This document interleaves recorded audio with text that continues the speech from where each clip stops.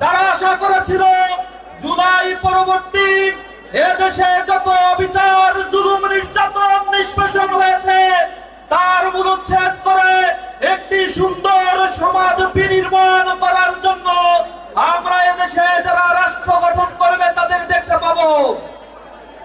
কিন্তু বিস্ময়ের সাথে আমরা লক্ষ্য করছি অনেক রাজনৈতিক বন্দীকে মুক্তি দেওয়া হলো, অজানা কোনো কারণে আমাদের প্রিয় নেতা এটিএম আজহার ভাইকে এখনো পর্যন্ত আমাদের মাঝে ফিরিয়ে দেওয়া হয়নি।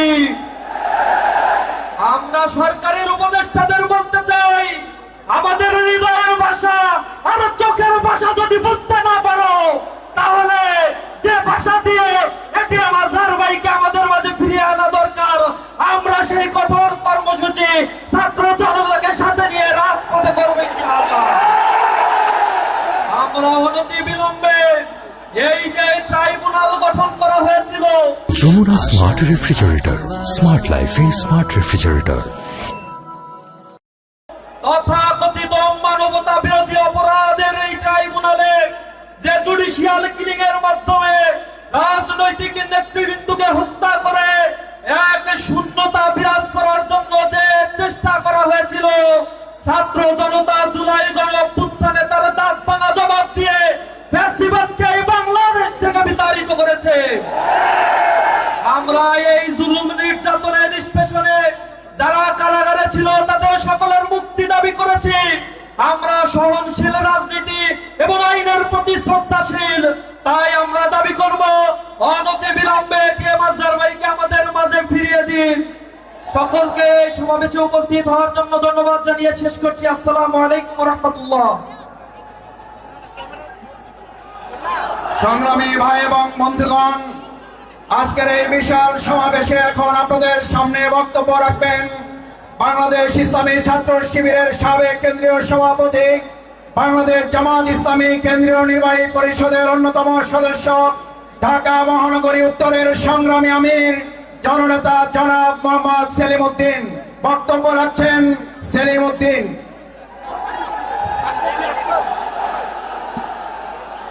আসসালামু আলাইকুম ওয়া রাহমাতুল্লাহি ওয়া বারাকাতুহু।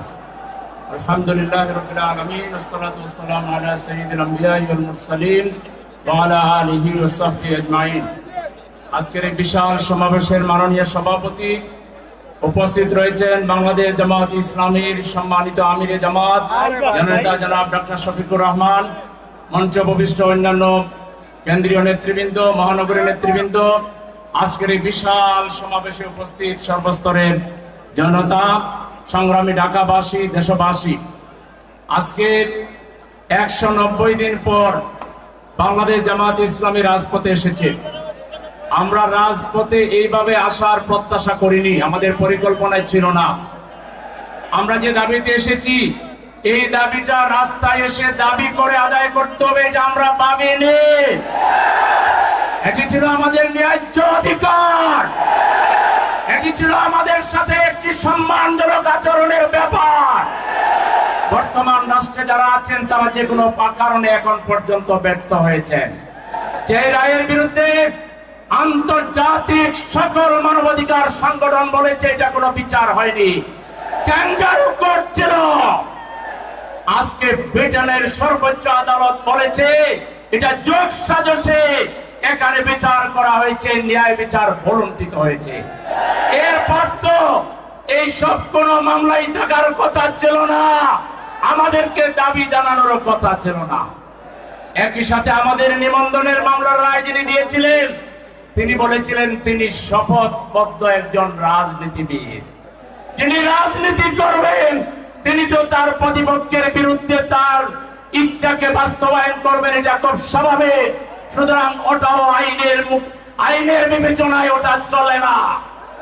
জামাত ইসলামের তৎকালীন ভারপ্রাপ্ত সেক্রেটারি জেনারেল এটিএম আজহার ইসলামকে অনতি বিলম্বে যদি মুক্তি দেওয়া না হয়, জামাতের নিবন্ধন এবং জামাতের মার্গ ন্যায় বিচারের পথে দাঁড়িপাল্লা যদি অনতি বিলম্বে ফিরিয়ে দেওয়া না হয়, আমরা মাননীয় আমির জামাতের নির্দেশ চাইব। আপনি যদি বলেন প্রতিদিন সকালে একবার, আগামীকালে একবার ঢাকার 130টা প্রশাসনিক ওয়ার্ডে আমরা মিছিল করব, বিক্ষোভ করব, বাইরে কিছু করব না। আমিরে জামাতের কাছে আমরা কর্মসূচি চাই। আর যদি কর্মসূচি আপনারা আমাদেরকে যদি দিতে না চান, তাহলে সময়কে বর্ণনা করে 3টা দাবি পূরণ করবেন, সেই আশাবাদ ব্যক্ত করে